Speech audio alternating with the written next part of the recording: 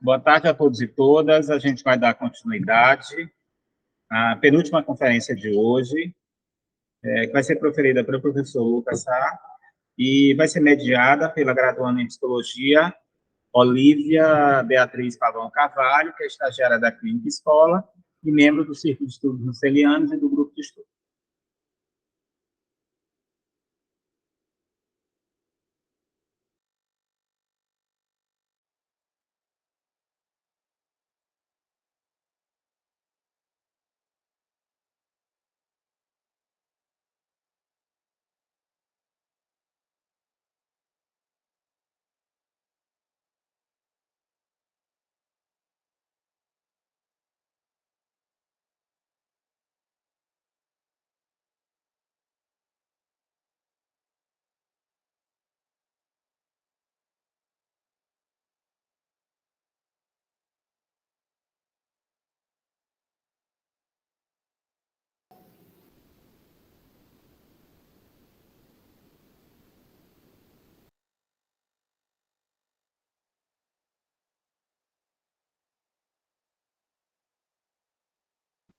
Boa tarde.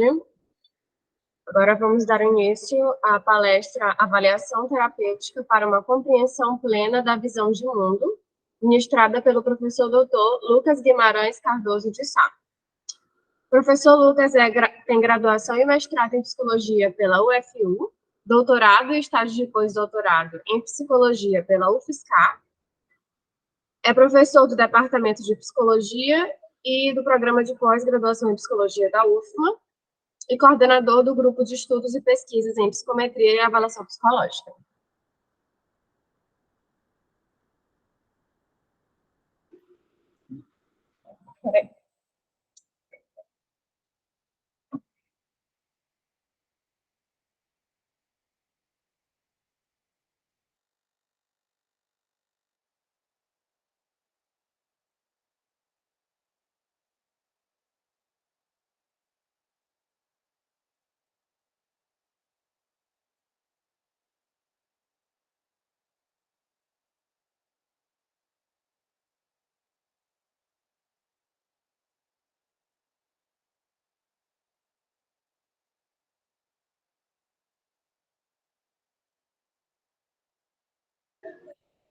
Bom, boa tarde, então, vocês que estão por aí.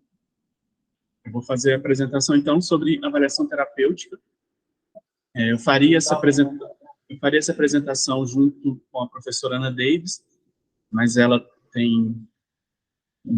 está passando por um problema de saúde na família e não pôde estar aqui, então eu vou fazer toda a apresentação. Para começar, eu queria fazer uma distinção entre avaliação psicológica tradicional e avaliação psicológica que é chamada de terapêutica. Então, a gente pode dizer, né, que a gente tem dois tipos de avaliação psicológica. Essa que é mais tradicional e uma abordagem que é alternativa a essa tradicional. Bom, a abordagem tradicional já há anos e anos. Essa abordagem terapêutica, ela não é uma coisa exatamente nova, não é uma coisa do ano passado. São pelo menos 20 anos falando disso, mas origem ainda lá na década de 80.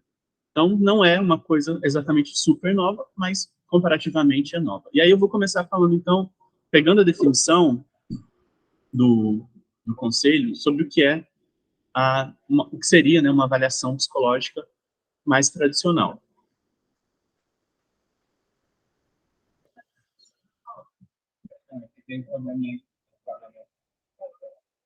Então, a definição de avaliação psicológica tradicional é de que é um processo estruturado, e esse termo estruturado ele é bastante importante, de investigação de fenômenos psicológicos composto por métodos, técnicas e instrumentos, são coisas importantes também, com o objetivo de prover informações à tomada de decisão, no âmbito individual, grupal, institucional, com base em demandas, condições e finalidades específicas. Então, eu destaquei a palavra estruturado e esse trecho, né, que fala de métodos, técnicas e instrumentos. Porque essas vão ser coisas que vão se diferenciar da avaliação psicológica chamada de avaliação terapêutica. Essa parte de objetivo de prover informações, a tomada de decisão, acho que isso não muda tanto. Continua a terapêutica, que eu vou falar com detalhes, ela continua tendo essa função também de tomada de decisão, vai além da tomada de decisão simples, porque ela vai incluir também um aspecto interventivo, que a tradicional não tem, mas, então, são essas para começar nessa definição de avaliação psicológica tradicional. Outra coisa importante de falar, né, da avaliação psicológica tradicional é que pela normativa brasileira, né, definida pelo Conselho Federal de Psicologia, a partir dessa definição que eu apresentei antes, uma avaliação psicológica tradicional precisa incluir testes psicológicos, o uso de testes psicológicos, ou entrevistas psicológicas, ou observação de comportamentos. Então, precisa, para chamar de avaliação psicológica tradicional, a gente precisa ter uma integração dessas diferentes fontes. Pelo menos duas, de preferência todas elas, mas aqui é importante, e eu coloquei esse slide, para dizer que uma avaliação psicológica não necessariamente precisa ter um teste psicológico. Se um profissional ele faz entrevista e observação, isso já pode ser considerado como avaliação psicológica. Mas a testagem, historicamente, acaba tendo um papel muito importante, e a avaliação terapêutica, que é o tema dessa apresentação, eu considero que ela é muito uma reação à testagem psicológica, não exatamente à avaliação psicológica como a gente conhece hoje, pelas normativas brasileiras, a partir daquela definição que eu apresentei. Porque a definição de avaliação psicológica tradicional hoje não fala só de testagem, mas eu entendo, né, pelo histórico da avaliação terapêutica, que ela é muito uma reação àquela testagem, a testagem em si. A testagem usada como a única fonte de informação para uma tomada de decisão do psicólogo. E hoje a gente já fala muito disso, né? A avaliação é diferente de testagem. Estou mostrando para vocês, a avaliação pode incluir testagem, mas não necessariamente precisa ter testagem, mas a avaliação terapêutica, acho que ela é muito uma reação, então, ao uso exclusivo de testes para a tomada de decisão. Eu fiz aqui, não vou entrar em detalhes, né, nessas etapas todas, mas eu fiz uma divisão de 13, seriam 13 etapas da avaliação psicológica tradicional. E é uma divisão que eu diria que é didática, mas é para ilustrar aquela ideia que eu já comentei antes, né, de uma avaliação que é muito estruturada. Então, a gente começa com uma demanda, a partir da demanda faz uma entrevista inicial para compreender com mais profundidade essa demanda, levanta hipóteses que essa demanda gerou, planeja a avaliação, e aí esse planejamento da avaliação pode incluir teste, mas não necessariamente, dentro das fontes fundamentais e fontes complementares que forem necessárias. Aplica-se essas técnicas, esses instrumentos, corrige e interpreta os resultados dessas técnicas e instrumentos, integra esses resultados, então combina informações que são congruentes ou não, vindas dessas diferentes fontes, né, dos resultados, faz um levantamento de potencialidades, de vulnerabilidades que a pessoa pode ter, reavalia se as hipóteses foram respondidas, se não foi, volta, continua investigando, se foi, segue para uma conclusão ou para tomada de decisão, elabora documentos formais, se a gente tem resoluções do Conselho Federal específicas dizendo um laudo deve ser feito dessa forma, você deve entregar um laudo dessa forma. E esse aspecto é importante também para uma coisa que eu vou falar, uma característica da avaliação terapêutica, que tem um certo choque aqui com essa normativa brasileira. E aí tem um momento de entrevista devolutiva e são feitos os encaminhamentos que forem necessários. Esse ponto 12 da entrevista devolutiva, ele é importante também, porque ele é o único momento da avaliação psicológica tradicional em que, de fato, tem em que a pessoa que está sendo avaliada, ela tem um espaço para falar sobre o processo que ela passou. A entrevista devolutiva tem essa função. É o momento em que ela vai dizer como é que foi o processo para ela vai dizer se concorda ou não. Então, tem um pouco aí de envolvimento entre o avaliador e a pessoa avaliada. Mas nos outros passos todos, nessa divisão que eu fiz, que né, tem 13 etapas, nas outras etapas todas, a pessoa que é avaliada, digamos assim, ela tem pouco espaço, ou, dependendo do ponto de vista, nenhum espaço para falar sobre ela, no sentido, assim, do que ela quer falar, do que ela precisa falar. Então, aqui, nessa avaliação psicológica tradicional, é o profissional que guia todo o processo, ele que escolhe o que ele vai fazer, as perguntas que vai fazer, o caminho que vai seguir. Isso vai se diferenciar bastante, então, do modelo de avaliação terapêutica.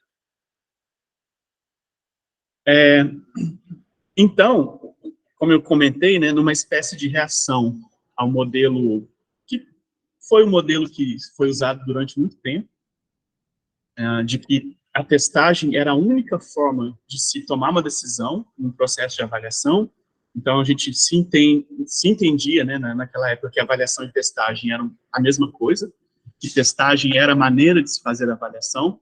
Uma reação a esse modelo, que, repito, né, que não é o modelo que a gente entende como avaliação hoje, mas começou a surgir a ideia de que uma avaliação ela precisava ter uma atitude terapêutica, que ela não poderia ser só avaliação pela avaliação, que a pessoa que passava, né, por esse processo de testagem, que ela tivesse só um benefício lá no final e não tivesse um benefício ao longo do processo.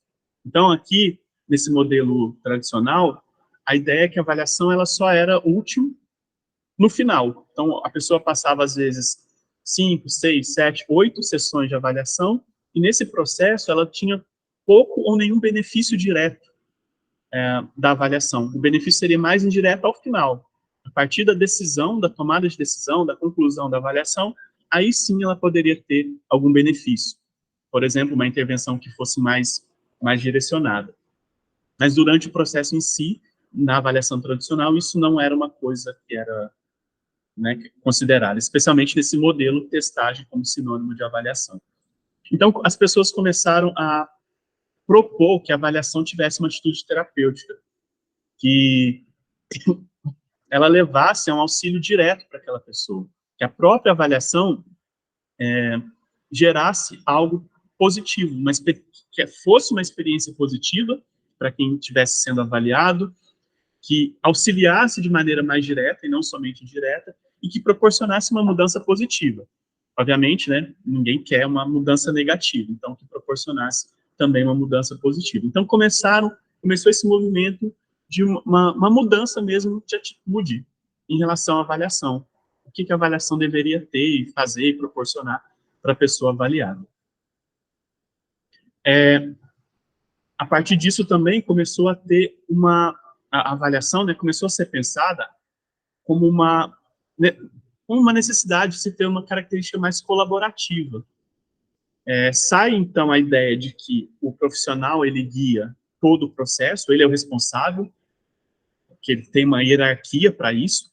O profissional, ele conduz alguém que precisa ser conduzido ali naquele processo avaliativo. E começa a surgir a ideia de uma avaliação que é colaborativa. A pessoa que está fazendo a avaliação, ela pode falar sobre as razões, né, definir motivos para avaliação. Então, o motivo da avaliação, as razões para fazer aquilo, é discutido, a necessidade de se discutir isso com a pessoa avaliada, começa a ter observação das respostas aos testes, aos comportamentos.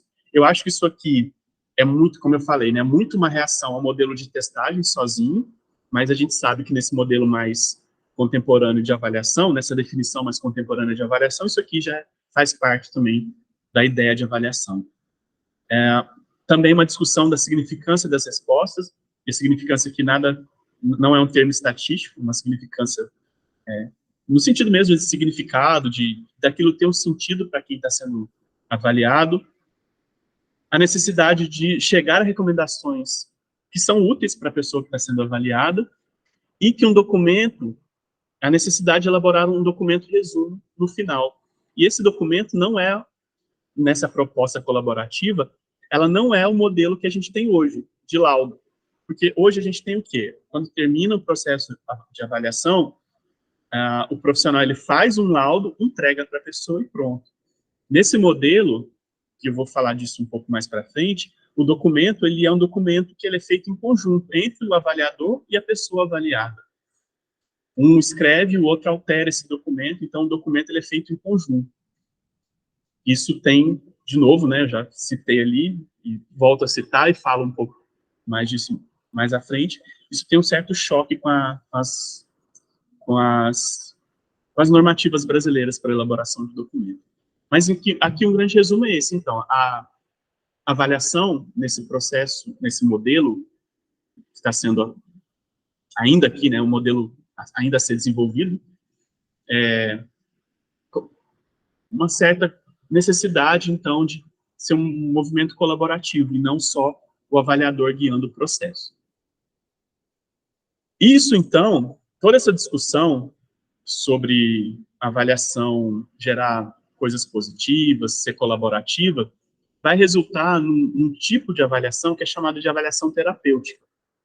O grande nome, eu diria, desse modelo é o Stephen Finn. Então, se vocês tiverem interesse, procurem por esse nome, que é o que mais, pelo menos é o mais reconhecido, né?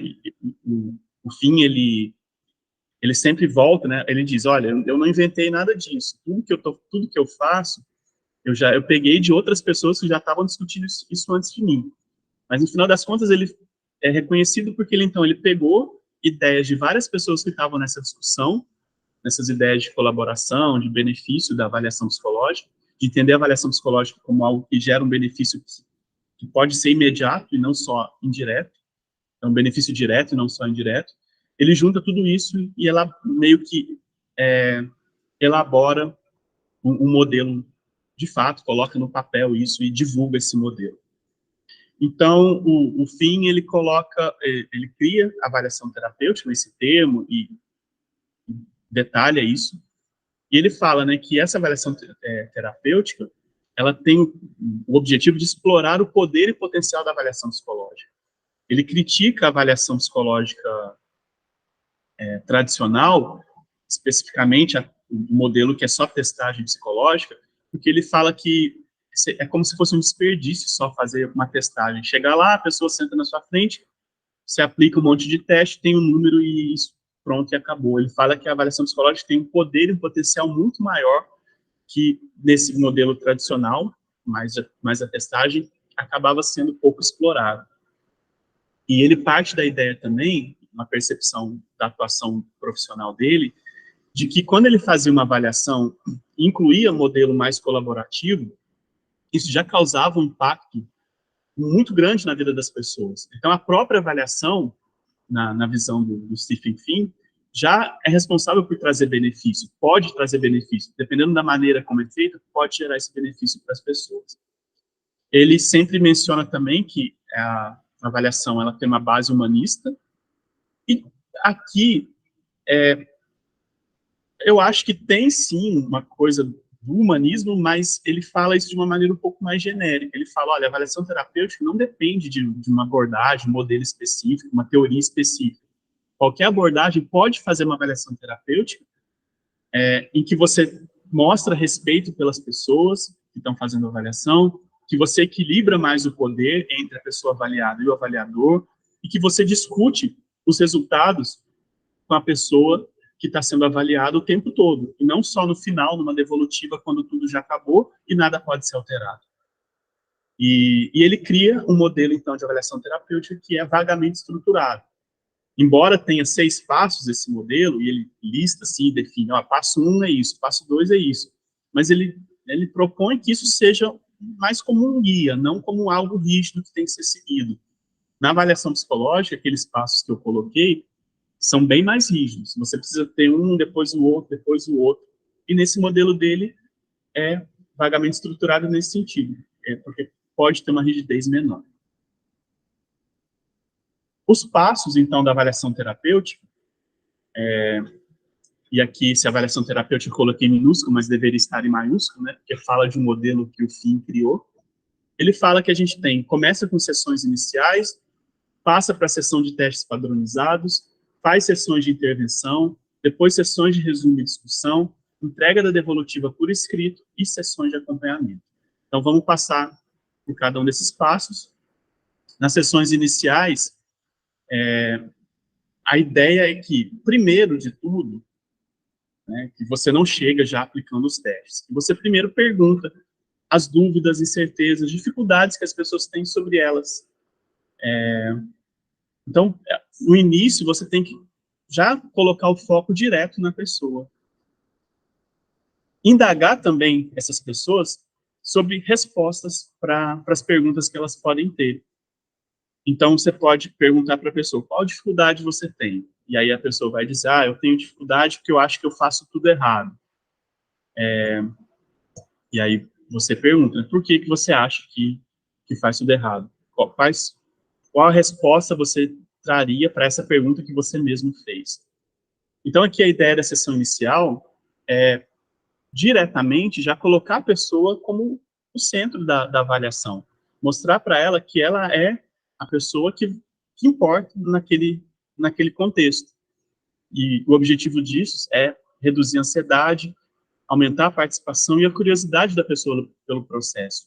Então, fazendo esse processo inicial, de não chegar já querendo aplicar as técnicas, mas ouvir o que a outra pessoa queria dizer, e opinião dela, né, para a pergunta que ela mesmo faz, é uma ideia de trazer a pessoa para junto. Criar um vínculo já nesse início de avaliação.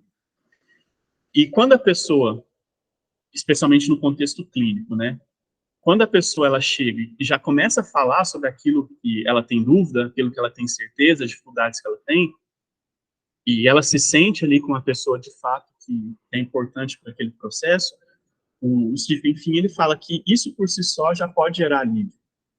E se gera alívio de certa forma, ou de toda forma, já é um processo interventivo. Então, primeiro,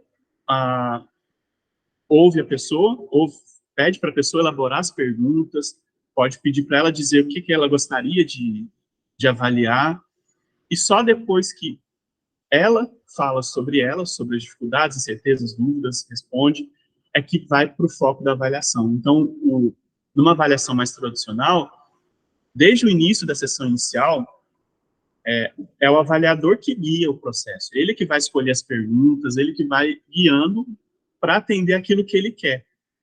E nesse processo de avaliação terapêutica, a ideia é de que a pessoa comece a guiar o processo. E que isso seja que esse movimento, né, de avançar no processo de avaliação seja compartilhado entre o avaliador e a pessoa que está sendo avaliada. Então, essa é a ideia das sessões iniciais na avaliação terapêutica. O segundo passo são sessões de testes padronizados. Aqui, aquilo que eu falei, né, o modelo de avaliação terapêutica, ele acaba sendo uma reação ao modelo de testagem e não de avaliação. Se fosse um modelo mais contemporâneo, nesse momento aqui, além dos testes, a gente faria outras perguntas no modelo de entrevista, faria observações de comportamento, mas aqui no modelo de avaliação terapêutica, a questão é mais, né, de dizer, olha, depois que você ouviu a pessoa, aí sim você vai escolher os testes que você vai aplicar. Isso é interessante também, eu acho, né, particularmente interessante no modelo de avaliação terapêutica, que é um modelo que não descarta o uso de teste. Pelo contrário, ele insere no passo a passo o uso de testes. E eu falei que na legislação, né, na normativa brasileira, não precisaria nem ter teste. Mas dentro da avaliação terapêutica, a testagem está presente também. Então, não descarta o modelo de testagem. Só que coloca a testagem em outro nível, né, de importância e de modelo de trabalho. Então, você só escolhe os testes depois que você escuta o que a pessoa tem a dizer sobre as dificuldades, dúvidas, como eu falei lá no passo 1. Então, você só escolhe os testes tendo cumprido bem o primeiro passo. Além disso, uma outra forma de trabalho, que é importante nesse passo 2, é de que a ordem de aplicação dos testes, ela é menos técnica no sentido assim, vou aplicar esse porque esse gera menos cansaço, porque esse é menos aversivo. No modelo tradicional, a gente pensa sempre na ordem dos testes também. Mas aqui, a diferença, então, é que nesse modelo de avaliação terapêutica, os testes são escolhidos a partir das próprias respostas do passo 1. Aqueles testes que têm mais relação direta com as perguntas que a pessoa avaliada fez e elaborou lá no início, são esses testes que têm prioridade na ordem de aplicação. Então, se a pessoa diz assim, eu estou com problema, meu problema é memória, mas depois aparece também algo relacionado à ansiedade. Mas o primeiro, o que a pessoa traz como mais importante é a memória. Então, primeiro você aplica aqueles testes que têm mais relação direta com o que a pessoa trouxe lá no passo 1. Também não se aplica o teste simplesmente, você vai responder esse teste e pronto. Explica a relevância de cada um para o processo. Então, esse teste aqui de memória, ele vai ser aplicado porque ele é importante para a gente entender a sua pergunta lá de por que você esquece das coisas. Então, tem que ter toda uma contextualização, toda uma análise ali de relevância e explicar isso para a pessoa que está avaliada. Depois de cada teste, também se pergunta, né, para a pessoa a experiência dela responder aquele teste. Então, você não está só interessado em ter o número e seguir para o próximo teste. Você também quer saber a experiência da pessoa de ter passado por ter respondido aquela tarefa que é estruturada, né, que é altamente estruturada, que é um teste. Também, nesse passo 2, você pergunta para a pessoa se ela percebe alguma relação entre o resultado de um teste e algo da vida real. Então, é tentar buscar, olha, o teste está dizendo isso. Na sua vida real, em algo do dia a dia, você consegue perceber alguma coisa nesse sentido? Então, por exemplo, foi testada a memória, e aí a memória de curto prazo teve um valor lá normatizado baixo, mas a de longo prazo está preservada. Então, você vai perguntar, você percebe que você lembra menos de coisas recentes, mas tem uma boa memória para coisas mais antigas? Então, você vai tentar ver se ela consegue te dar exemplos, te contar alguma coisa da vida real dela que tenha relação com o resultado do teste. E, por fim, nessa seção 2, o teste, o resultado, ele pode ser contestado, ele pode ser modificado, ele pode ser rejeitado pela pessoa. Então, você ouve a pessoa. Se ela discorda do resultado, isso é importante para a avaliação. Se ela acha que o resultado é parcialmente verdadeiro, isso importa para a avaliação. No modelo mais tradicional, o resultado do teste ele é meio absoluto para a avaliação. O número está ali e é com aquilo que você segue. Nesse modelo, não. O teste, o resultado em si, ele pode ser, então, contestado, pode ser discutido durante esse passo 2. O passo 3, após a testagem, né, e aí eu vou dizer no modelo mais contemporâneo, após a sessão de avaliação, com testagem, observação, entrevista, são sessões de intervenção. E são sessões de intervenção no meio de um processo avaliativo. Isso não existe no modelo tradicional. O modelo tradicional ele é bem partido no sentido, primeiro você avalia, terminou a avaliação, você planeja a intervenção. No modelo tradicional, então, a avaliação ela é usada como, né, entre outras coisas, para planejar uma intervenção melhor, saber o que tem que ser trabalhado numa intervenção. Nesse modelo de avaliação terapêutica, a própria avaliação já inclui um momento de intervenção, que, numa discussão que a gente estava tendo outro dia, né, no grupo de avaliação psicológica, é uma avaliação que parece uma intervenção breve. Então, não é uma intervenção super aprofundada, mas é uma intervenção. E aí, o objetivo desse passo 3, então, é observar, explorar e abordar os problemas trazidos pela pessoa no passo anterior. Então, tudo que apareceu nos testes e nas outras técnicas, né, no passo anterior, vai ser observado, explorado e abordado nesse passo 3 da sessão de intervenção. Como é que se faz isso? Pode passar, Olivia. O Stephen Finn, ele fala que a gente pode, né, seguir 6 etapas nessa sessão de intervenção. Primeiro, que ele fala, é planejamento. Sempre intervir uma coisa por vez. Então, precisa ter um foco. Se a pessoa fez várias perguntas lá no passo 1, não vai responder todas de uma vez. Vai escolher primeiro aquela diretamente relacionada, né, às perguntas feitas pela pessoa, e uma que seja de maior importância, pelo que foi observado na sessão, né, nas sessões de avaliação ali do passo 2. Então, escolheu qual é o foco, apresenta a sessão para a pessoa, então diz, nessa sessão a gente vai falar sobre isso especificamente. Vai dizer, então, qual é o foco específico. Aborda esse comportamento por meio de tarefas, explora junto os contextos do problema, as histórias, os paradores, os contextos, testa junto alternativas ao problema até perceber algum sucesso e discute como é que exporta essas soluções para o contexto fora da sessão. Então, por exemplo, chegou uma pessoa e disse que não consegue fazer nada certo. Que foi o exemplo que eu usei lá na primeira sessão. Então, foi sendo testado um possível problema de aprendizagem, um problema de atenção, sei lá, TDAH, por exemplo, algo relacionado a isso, atenção, impulsividade. Isso foi testado lá no passo 2. Foram obtidos resultados relacionados a isso. Então, na sessão 2, o avaliador, ele percebe que o principal problema não é cognitivo. Os testes cognitivos, a avaliação cognitiva, tá ok. Mas que é algo muito relacionado à autoestima, por exemplo.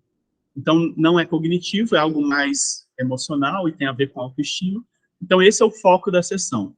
Então, na primeira sessão, olha, pelas sessões que a gente fez anteriores, né, que seriam as do passo 2, eu percebi que uma coisa importante é falar não sobre aspectos relacionados à memória, por exemplo, mas a como é que você se sente quando é colocado diante de uma tarefa que você tem que realizar.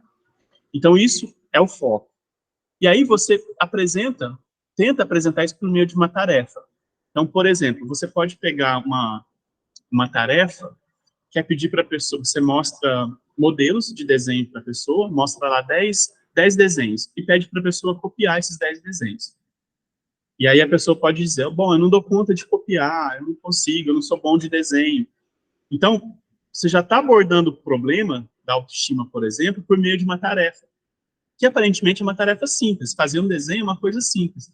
Mas para uma pessoa que tem um problema de autoestima, quando um profissional apresenta uma tarefa para ela, pode ser que ela já comece a criar ali problemas. Então, você está abordando o comportamento, problema que foi percebido nas sessões anteriores, por meio de uma tarefa na sessão de intervenção. E aí você você tira os modelos, por exemplo, e pede para a pessoa desenhar aqueles modelos sem ela ter o modelo. De novo, provavelmente ela vai dizer, eu não dou conta, eu sou ruim de memória, eu não vou lembrar. E nesse processo, como você percebeu que não é algo, percebeu pelo passo 2, que não é algo cognitivo, não tem um problema cognitivo, você vai sempre incentivando, criando ali uma estratégia motivadora para a pessoa conseguir fazer a tarefa. Então, você vai vendo se o profissional que está fazendo a intervenção, por exemplo, consegue motivar a pessoa a fazer a tarefa e ela consegue executar a tarefa, isso pode trazer um resultado positivo. Tem a ver com aquela ideia que eu falei lá no início, né, de causar já uma mudança positiva durante o processo de avaliação. E aí a pessoa ela vai perceber, quando ela consegue executar essa tarefa do desenho, por exemplo, que ela é capaz. Então, que não tem uma limitação cognitiva, mas que é algo que é mais muito da autoestima, ali, algo emocional. E aí vai sendo explorado junto esse problema com ela. Bom, de onde veio isso? Qual a história? O que dispara? Quais contextos dispara esse aspecto, né, da autoestima, de achar, não dou conta. Apresenta uma tarefa e diz, não dou conta de fazer. Vai explorando, então, a história, os disparadores, os contextos, e vai testando com a pessoa alternativas já num caminho para o mundo real. Então, olha como é que... Tá vendo quando você foi colocado diante de uma tarefa, você primeiro não queria fazer, disse que não dava conta, mas agora, tá vendo como é que você deu conta de fazer essa tarefa especificamente?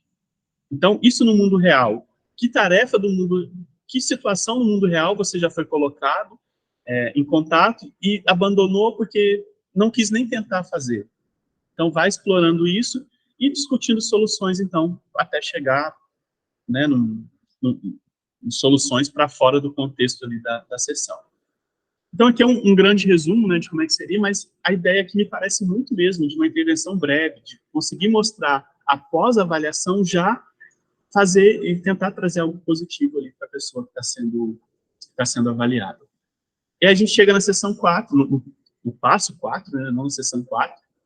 No passo 4, são sessões de resumo e discussão, que é meio que o processo de finalização da avaliação, mas é um processo de finalização da avaliação que inclui uma devolutiva relacionada à intervenção também. Eu comentei, né, no passo a passo da avaliação tradicional, que isso é feito numa sessão chamada de entrevista devolutiva. Aqui, é de certa forma uma entrevista devolutiva, mas não é só uma devolutiva propriamente dita também. Tem alguns cuidados que precisam ser levados em consideração. Então, na avaliação tradicional, a orientação fala primeiro dos aspectos positivos, muita gente chama de potencialidades, depois você fala dos aspectos negativos, que muitas vezes são chamados de vulnerabilidades. Isso na definição, numa avaliação mais tradicional. Numa avaliação que é terapêutica, a orientação é de que os tópicos, né, da entrevista, dessa sessão de resumo e discussão, os tópicos devem ser feitos por níveis, baseados num conceito que é chamado de autoconfirmação. Autoconfirmação é um termo, se não me engano, de um outro autor chamado Fischer. Então, o Stephen Finn, ele pega esse termo para propor esse modelo de sessão de resumo e discussão.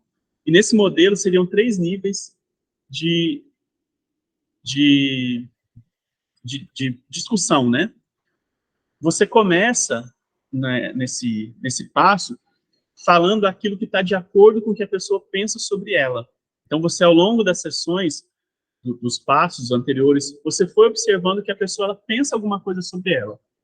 Aquilo que está de acordo, que está congruente com o que ela pensa sobre ela, você vai devolver resultados que você observou nesse processo avaliativo e interventivo. Primeiro, então, aquilo que a pessoa pensa sobre ela. Então, o que confirma o que ela pensa, seja positivo ou seja negativo. Então, é diferente da avaliação tradicional. Primeiro você fala tudo que é positivo, depois tudo que é negativo, independente se a pessoa pensa ou não sobre ela. O cuidado aqui da avaliação terapêutica, fale primeiro coisas que a pessoa pensa sobre ela mesma, que confirmam resultados que você obteve da avaliação, que confirmam que ela pensa sobre ela, seja negativo ou positivo. O segundo tópico, né, o segundo nível de discussão nessa sessão de resumo, é falar algo, né, algum resultado que você obteve, de algo que reformula ou amplia o que ela pensa sobre ela mesma. Então, assim, mesmo que a pessoa nunca pensou sobre aquilo, mas ela vai, nesse tópico, né, você vai devolver resultados que podem ainda ser congruentes com aquilo que ela pensa. Que, bom, eu nunca pensei sobre isso, mas isso que o avaliador está me dizendo, ok, faz sentido. Ainda que eu nunca tenha pensado, mas ok, faz sentido. E você termina essa sessão de resumo e discussão falando e discutindo com a pessoa sobre aquilo que contradiz, aquilo que ela discorda. Olha, esse resultado aqui, eu não concordo. Não é como eu me vejo. Então, a avaliação está dizendo que, cognitivamente, eu não tenho problema de memória, mas eu discordo, eu tenho problema de memória sim. Então, aquilo que contradiz é o último tópico a ser abordado nesse passo da avaliação terapêutica. Só antes de passar para o próximo, a bateria está acabando. Então, onde está o cabo?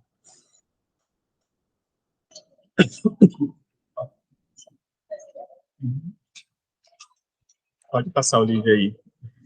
No quinto passo, é feita uma entrega, uma devolutiva por escrito. E aqui é o que eu comentei anteriormente, né? Nesse modelo de avaliação terapêutica, uma recomendação seria evitar esses documentos que são formais.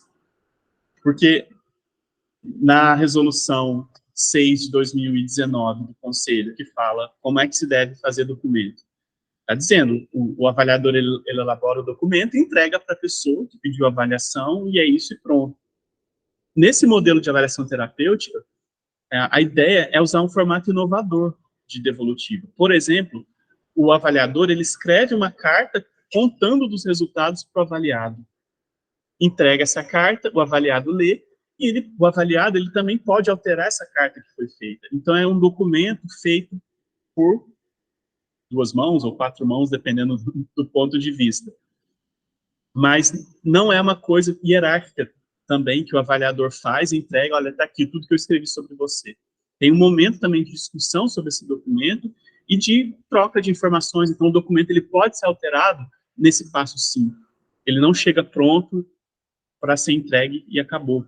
Tem um momento aí, então, de devolutiva por escrito, de um movimento que é colaborativo também. Aí a minha preocupação aqui, que eu demonstrei, é que isso, então, tem um choque com as normativas brasileiras. Se vocês fazem uma avaliação terapêutica, vocês não podem fazer só esse formato inovador. Vocês, por normativa, né, por questões éticas, têm que fazer também o laudo formal. Esse modelo de avaliação terapêutica, ele é um modelo feito, né, que surgiu nos Estados Unidos. Eu imagino que as legislações, as normativas deles sejam diferentes das nossas. Então, tem esse cuidado que é preciso ter. Por fim, no 6º passo, são sessões de acompanhamento, o que é bastante diferente também do modelo tradicional de avaliação. Porque no modelo tradicional de avaliação, uma vez que você entrega o documento formal, o laudo faz a devolutiva, o processo se encerra ali. Se for necessário, você faz os encaminhamentos, e quem recebe o encaminhamento é que segue com o processo, por exemplo, um processo de psicoterapia.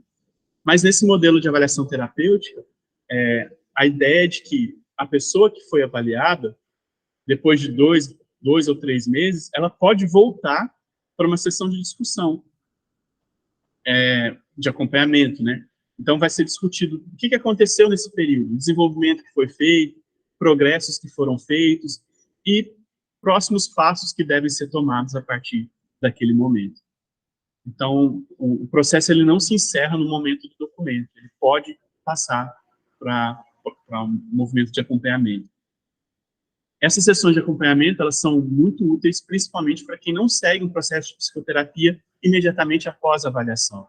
E aqui eu estou falando do contexto mais clínico, né? Então, terminou o processo de avaliação, embora tenha tido ali uma intervenção breve, pode ser que a recomendação seja continuar um processo mais aprofundado, e aí, de fato, um processo de intervenção de psicoterapia.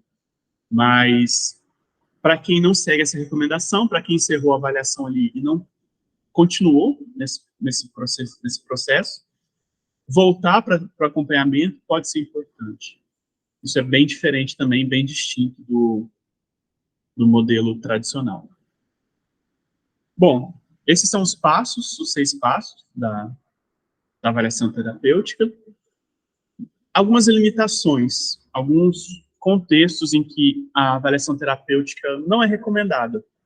Avaliações para classificação, que estão relacionadas à classificação. Então, por exemplo, alguém precisa de um documento para dizer que pode fazer, usando o exemplo, né, que precisa de um documento para atestar que tem determinado grau de inteligência para fazer um curso qualquer, para entrar numa escola, alguma coisa assim. Então, nesse caso, é só para dizer o grau que a pessoa tem, por exemplo, de inteligência, não tem muito o que se discutir nesse processo. Então, pode ser que a avaliação terapêutica não seja a melhor opção, e uma avaliação tradicional dê conta sozinha e resolva perfeitamente isso. Avaliações para seleção também. Então, processo seletivo em empresa, por exemplo, um monte de gente concorrendo. Pode ser também que o modelo tradicional, até o modelo de testagem em si, resolva. Avaliação em situações de crise. A pessoa ela chega no hospital, por exemplo, em crise. Ela não tem condição de colaborar com o processo avaliativo. Então, não faz muito sentido também usar a avaliação terapêutica nesse caso. Você pode até tentar algo colaborativo, algo terapêutico com familiar, por exemplo, mas isso já fugiria um pouco da ideia de avaliação terapêutica em si, porque a pessoa ela não tem condições de colaborar.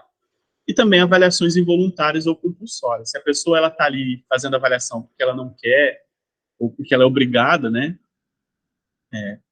Então, pode ser que a avaliação terapêutica também não seja muito recomendada, porque ela depende muito dessa colaboração mais genuína, que pode ser que não aconteça na involuntária ou compulsória. Pode ser, né, numa reunião que a gente teve do grupo, a gente até falou sobre isso também, de que talvez um próximo passo futuro para a avaliação terapêutica seja incluir a possibilidade de sessões motivacionais, em que você estimula a pessoa a colaborar. Mas o modelo atual que a gente tem depende muito dessa colaboração mais genuína, construída, e que o avaliador pode não conseguir se é uma avaliação involuntária ou compulsória. Então, isso seria um problema, uma limitação da avaliação terapêutica. Então, esse é um panorama geral do que seria a avaliação terapêutica. Eu tentei fazer uma contraposição com a avaliação tradicional, e eu vou deixar, tem aí meu e-mail, caso vocês queiram fazer alguma pergunta, se precisarem de alguma recomendação de material, eu posso enviar também. Então, é isso que eu tinha para apresentar. Espero que vocês tenham tido uma ideia do que é esse modelo de avaliação terapêutica e de como é que ele funciona diferente, né, de modelo tradicional.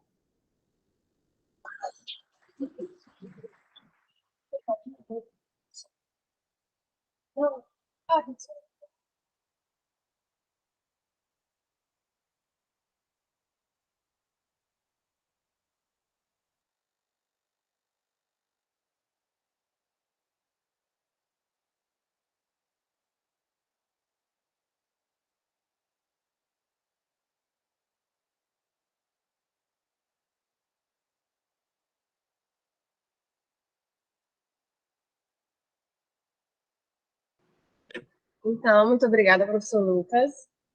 Alguém tem alguma pergunta?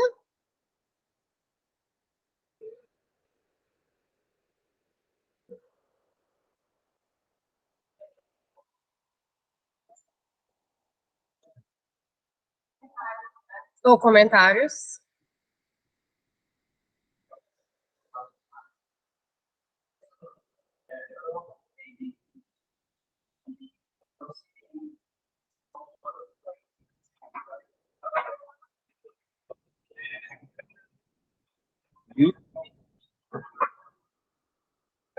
E aí, a primeira pergunta seria, esse modelo novo, ele é bem mais recente, né? Mais ou menos de que ano seriam as publicações o lado de informações que o FII fez? Eu vou dizer que esse movimento começa na década de 80, vai crescendo na década de 90, então eu vou dizer que nos anos 2000. Vou tomar como base o livro principal dele, que é 2006, se não me engano. Então, mas assim, é importante entender que 2006, mas que é um movimento que veio, né, desde a década de 80, mas ele formaliza mesmo isso nos anos 2000. Entendi. E desde então, desde a publicação, isso já é aplicado assim, em escala nos Estados Unidos? Sim, não diria escala. O modelo tradicional ele ainda é bem mais popular, bem mais forte do que a avaliação terapêutica. Mas eu acho que é isso, assim. Pensando em 2006, vou tomar como base, para 2023, parece muito tempo, mas não é, muito recente. Então, é uma coisa que eu acho que tem crescido aos poucos, tem sido cada vez mais falado. No Brasil, eu acho que os primeiros textos assim, em português que foram apresentados já década de 2010. Então, realmente é muito recente. Tem uma professora, né, da Universidade de São Francisco, que é um nome, né, o pessoal lá, né, da Universidade de São Francisco, de Campinas, eles têm falado bastante sobre isso, mas ainda, eu acho que é o que você está perguntando, ainda, digamos, é um nicho. Perto da avaliação tradicional, ainda é um nicho. Por exemplo, as normativas do Conselho não tratam nada disso ainda. Pode ser que no futuro vai aumentando esse procedimento, né, a avaliação terapêutica vai ganhando espaço, e pode ser que numa resolução futura isso entre, mas a avaliação tradicional ainda domina a avaliação psicológica. Então, por isso que eu falo que até mesmo é um modelo alternativo. porque não é nem assim meio a meio, sabe? Mas isso tem sido cada vez mais falado. Tem um detalhe também, que eu acho que é legal de falar, é que o Finn, ele fala muito disso, assim. Muita gente faz avaliação terapêutica sem saber que está fazendo avaliação terapêutica. Vários procedimentos, não é estruturado, como ele coloca, sessão, passo 1, passo 2, mas tem muita gente que faz avaliação psicológica, usa várias coisas que são da avaliação terapêutica, só não nomeiam como avaliação terapêutica. Então, assim, eu acho que a grande questão é isso, assim, o nome avaliação terapêutica, no modelo que o Finn coloca, ele é pouco divulgado, ele ainda não é predominante. Mas a ideia geral do que é uma avaliação terapêutica, ela está expandida. Sim. Só não é nomeado como avaliação terapêutica. Mas vários desses procedimentos que eu contei fazem parte da rotina de várias pessoas, né? Então não é uma super novidade, assim, não é algo revolucionário. Eu acho que o Finn, ele mais organizou, nomeou, deu um passo a passo, colocou uma estrutura que ele chama, né, de vagamente estruturada, por questões didáticas, para facilitar a divulgação. Obrigado. Boa tarde. Eu fiquei pensando, enquanto você falava, particularmente, né, enquanto psicóloga, eu tenho certas questões com a avaliação psicológica tradicional. E aí é bem lamentável, mas eu acredito que está crescendo, né? Eu escutei no outro lugar sobre a avaliação terapêutica, e quanto que é importante essa alternativa, né? E aí a minha pergunta era a seguinte: na sua experiência, né, o que você percebe na sua prática, o que mais diferencia, assim, isso, é um diferencial entre a avaliação tradicional e a avaliação terapêutica? Para mim, é colaboração contínua. Porque na avaliação tradicional, eu nem diria que é exatamente uma colaboração, porque ela só vai acontecer na devolutiva. O momento em que você vai, de fato, dialogar com quem está sendo avaliado é só na devolutiva. E na tradicional, quando chega na devolutiva, a avaliação já acabou. Então, você não, nada, ou quase nada do que você observa na sessão de devolutiva, que geralmente é uma sessão única, uma sessão específica no final do processo, nada daquilo ali vai alterar o resultado do que você já obteve nos passos todos anteriores, nas sessões todas anteriores. Então, essa ideia, que é a ideia que deu origem à avaliação terapêutica, a ideia de colaboração contínua, eu acho que isso diferencia muito. Eu acho que faz sentido, né?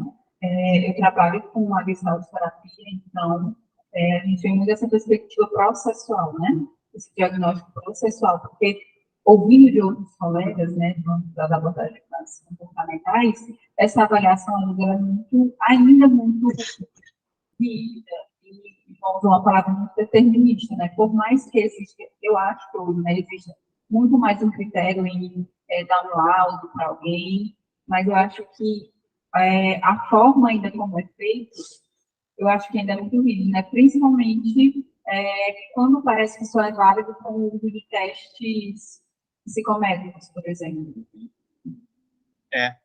Assim, para avaliação psicológica tradicional, essa rigidez não é problema e não é algo negativo. Acho que isso é importante também de entender, né? Para quem aplica a avaliação tradicional, isso é o processo. Então, quando alguém que trabalha com avaliação tradicional segue ali né, que você está dizendo, como uma rigidez e tal, algo que é mais determinista, isso não é problema, porque faz parte daquele contexto. Mas tem gente que acha que então tem um modelo alternativo de se trabalhar. O que eu estou querendo dizer é meio que assim, não tem avaliação terapêutica, ela não é melhor do que a tradicional não é melhor do que a terapêutica. São formas diferentes de se trabalhar. E aí vai depender muito de quem está trabalhando. Né? Que linha de trabalho cada pessoa segue, e aí vai escolher uma ou outra, né? Vai entender que uma ou outra pode funcionar melhor para o trabalho que está sendo feito. Professor Lucas, é uma dúvida, na verdade, que talvez até pareça um pouco redundante, porque o próprio nome é avaliação terapêutica, né? Mas quando você apresentou os cenários em que ela é contraindicada, que eu dedico pelos cenários que o Finn indicou, né, a impressão que eu teve, na verdade o que eu consigo aprender da apresentação é que ela seria muito válida em sentido da área da saúde e da clínica de uma forma geral, porque exige essa atitude colaborativa na maior parte das vezes, mas nos outros contextos, quando há um conflito de interesse entre o papel do psicólogo, que vai estar lá com o paciente como perito, ou no papel de avaliador, e o avaliando vai querer, obviamente, melhor performance de avançada também. Então, obviamente, vai dando uma interferência negativa em cima dos dados. Então, não abre margem de discutir sobre isso. Nesses casos, só tem a ver, o ideal realmente seria a avaliação tradicional ou tem alguma outra metodologia de avaliação que poderia ser alternativa? O que eu vou te responder é o que o próprio Finn responde mesmo, né? Que ele fala que, nesses casos, você pode até fazer avaliação terapêutica. Não é que ela é, digamos, não é que ela é contraindicada, mas é que você teria poucos benefícios de fazer um trabalho tão cuidadoso assim, por uma coisa que é muito simples, que se resolve de uma maneira mais fácil.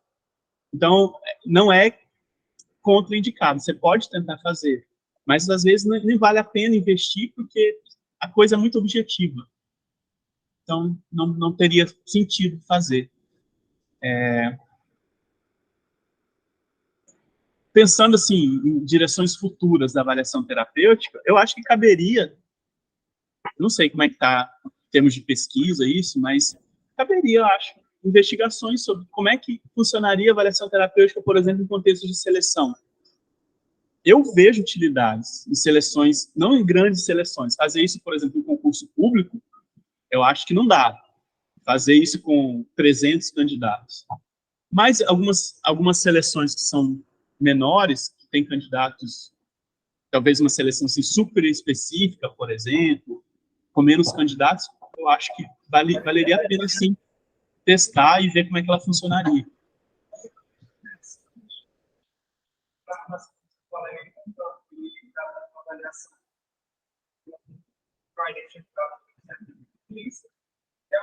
Aquela avaliação várias vezes, então, se performance tem uns fatores específicos. Aí chegou uma certa avaliação e falou: você está performando isso. É isso aqui que você pode fazer, isso aqui que você pode fazer para melhorar, começa essa terapia, passa um tempo, investe muito, depois você volta e fazer a avaliação. Esse caso até para esse novo cara de seleção, desde o processo satisfatório. Lógico que eu tenho que fazer também, mas pô, já arriscava. Falar mais pontual, precisa de poucas técnicas. Acho que cabe sim. E acho que é isso, assim, a avaliação terapêutica ela vai se desenvolver mais para esses outros contextos. Acho que as pessoas vão querer testar isso em outros contextos. E aí a gente vai ver nos próximos anos como é que a coisa vai evoluindo. Eu ia até fazer um comentário justamente sobre isso que vocês estavam falando aí. Eu percebo também que esse modelo tradicional, do testólogo, acaba que na prática as pessoas acabam inserindo muitas coisas sem saber. Por exemplo, eu não sabia dessa avaliação terapêutica, mas eu percebo os outros profissionais de avaliação psicológica fazendo muitas coisas que foram colocadas aí, tendo muitas atitudes semelhantes. Eu acho que o que foi mais diferente para mim foi a sessão interventiva bem no meio, porque isso realmente eu não vejo. Eu não costumo ver isso ocorrendo no contexto aqui brasileiro, não sei também nos Estados Unidos. Mas aí, se a gente pensar nesses fins, por exemplo, de organizacional, jurídico, que tem um fim específico, que é diferente desse fim terapêutico, interventivo, nesse sentido, poderia ser, eu acho que, nesse sentido do que já ocorre na prática, de pegar esses preceitos, esse modo de intervir, mas aí eu acho que excluiria essa parte da intervenção, talvez, porque eu acho que não caberia todos. Teria que adaptar esse modelo. Seria uma adaptação, eu acho. Porque como é um modelo vagamente estruturado, dá até para você, talvez, tirar a parte interventiva. Mas aí, realmente, eu não sei o quanto isso romperia o conceito de avaliação terapêutica. Sim. Não sei se teria que dar um outro nome. Teria que ser uma outra coisa. Pega o microfone, porque senão o pessoal está online não está escutando. Outra questão também que em dúvida, por exemplo, é que às vezes, quando alguém vai procurar a avaliação psicológica, parece um processo específico, ele tem começo, meio e fim, né? E quando alguém já está em um processo terapêutico, né, de longa duração, a avaliação terapêutica pode ser feita dentro desse processo, porque eu estou perguntando.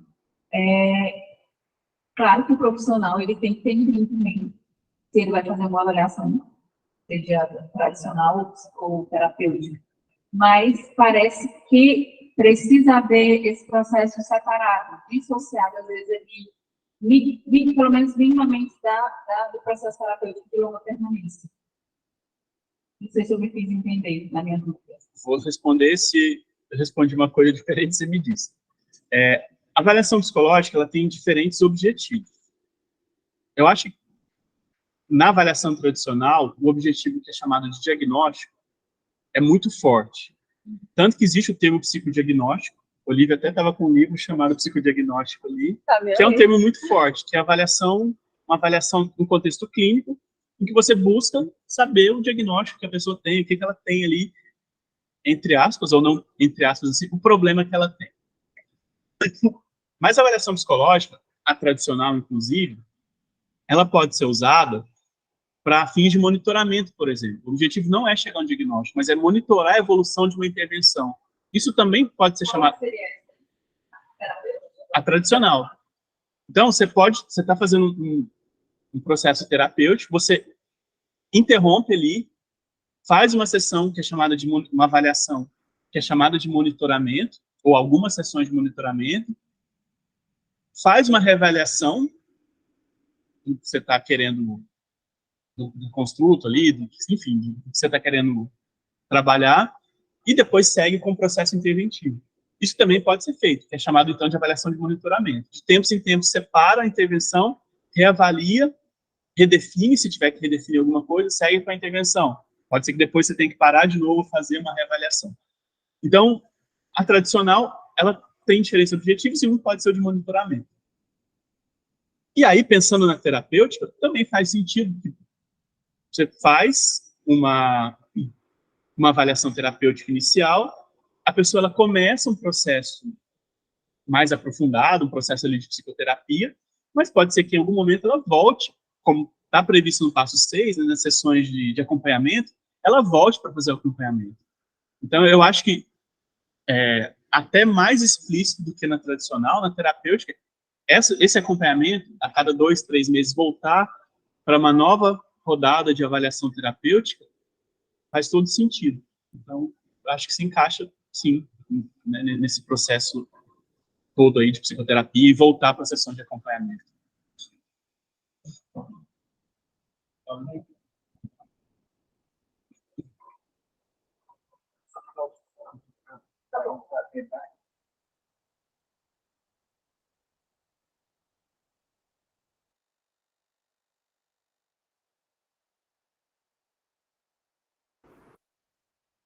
Oi.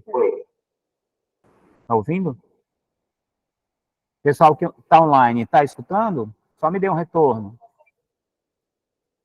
Sim, prof. Ah, tá jóia. Professor Lucas, a minha questão tem a ver com o que a gente estava conversando antes, né? E eu fiquei bastante interessado quando você falou de fontes complementares para avaliação psicológica, né? E aí você trouxe o fim exatamente na ideia de avaliação terapêutica que tem um foco na atitude terapêutica, né? Como eu trabalho com a perspectiva fenomenológica, uma das características da fenomenologia é ser um método de rigor, só que um método não natural. Ou seja,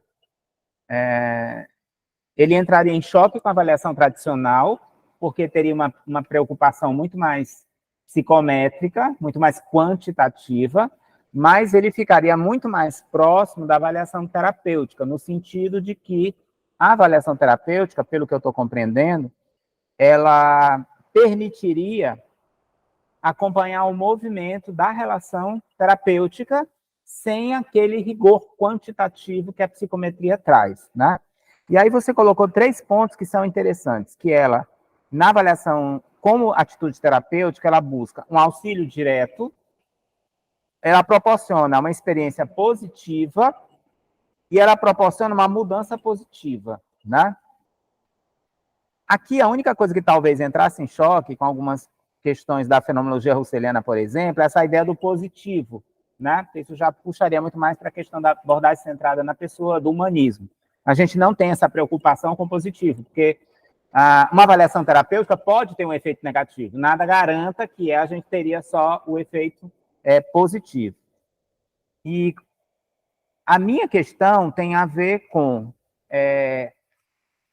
na estrutura do que é avaliação terapêutica, atualmente, a literatura mais regular é a do Stephen Finn, ou existe no Brasil alguma experiência de uso de avaliação terapêutica em qualquer abordagem psicológica que tenha um reconhecimento na comunidade acadêmica, não necessariamente tenha sido validada pelo SATEPSI. Essa é a minha questão.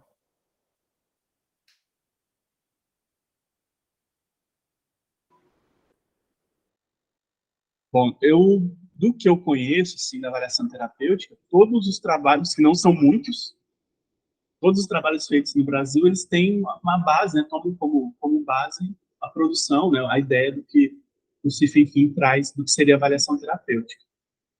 Então, eu não vejo... né, se existe, eu não tenho conhecimento de que tem algum grupo que tem feito algo nesse sentido, mas de uma maneira diferente. Sobre a mudança positiva, só um comentário, assim, né? Essa ideia, né, de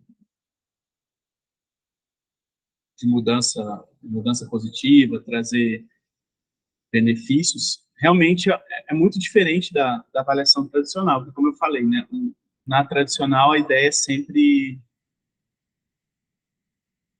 o benefício é indireto. Então, é no final, a partir do que a gente viu no final é que algo bom vai acontecer com você.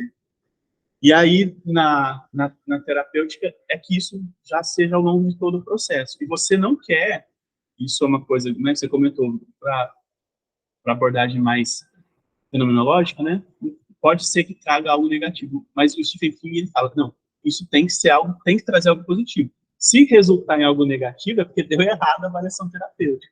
Então, isso realmente pode ser um choque do que você comentou, né? Pode ser um choque com algumas abordagens específicas. Embora ele fale, né? A avaliação terapêutica serve para qualquer abordagem. A gente não discrimina, é um método, uma maneira de fazer o trabalho, independente da abordagem que seja. Mas acho que você trouxe um aspecto aí a ser pensado, né? Que pode ser sim que tenha algum choque com determinadas abordagens. Porque, de certo modo, parece que é um determinismo, né? Assim, tem que dar certo. Mas e se não der? Eu vou fazer alguma coisa com isso? Então, nesse ponto, a gente tem um problema, né? Porque, para os humanistas, a gente tem a ideia da aceitação incondicional, né? A ideia da empatia, compreensão empática, por uma outra via que não é aquilo que a gente trabalha em fenômeno positivo, né? Empatia é uma outra coisa. Eu não tenho necessariamente que aceitar incondicionalmente o outro. E aí a gente tem uma relação, de alguma maneira, com as filosofias da existência. Por isso eu coloquei essa questão, que não necessariamente eu posso ter, né? Pode dar errado, né? Pode acontecer alguma coisa, por exemplo, depois de uma avaliação, por exemplo, alguém é avaliado e a gente, depois que sai, né, do processo avaliativo, a gente não tem controle sobre nada que está fora. Então, vai que a pessoa passa a avaliação e, de repente, uma ideação suicida, ou uma outra coisa, a gente não tem controle sobre isso. E aí, eu também não tenho como mensurar, foi por conta da avaliação, mas aquilo pode ter se encadeado, né? Um exemplo muito simples disso, né, é o caso que foi publicado uma vez nas redes sociais, de um mestrando, né, que estava fazendo a defesa, e aí alguém na banca fez uma inquisição para ele muito negativa. Ele, eu não me lembro se ele terminou a defesa ou foi depois do evento. Ele terminou, ele estava online, a banda foi extremamente agressiva para ele, o que aconteceu? Ele simplesmente desligou o computador, saiu da sala e se cortou. Né? Ou seja, era um modo de avaliação para acadêmico, mas que teve um efeito extremamente negativo. Quer dizer, depende de como a pessoa vai receber isso, depende de como ela vai fazer. Ela poderia ter recebido a texto, não. Eu vou lá, aprender tudo bem. Mas aquilo teve um impacto negativo. Né? E aí eu fiquei pensando nessa questão, porque essa ideia do Instituto traz muito isso. Eu fiquei pensando se isso tinha uma relação com os fundamentos da psicologia positiva dentro do trabalho do Instituto. Eu acho que não diretamente. Eu acho que, pelo que ele comenta, assim, de como é que surgiu a avaliação terapêutica, a base é muito humanista mesmo, mas não tanto, assim, da psicologia positiva. Pode ser que tenha já... Um cheirinho ali, né? Mas não, a base mesmo não é nesse sentido. Mais alguém? Mais alguém tem alguma pergunta? Então, Tá bom. Então, como é que... Então, a gente encerra essa mesa agora. Muito obrigada, professor Lucas, pela sua fala. E agora a gente vai partir para a próxima palestra com o professor Jean.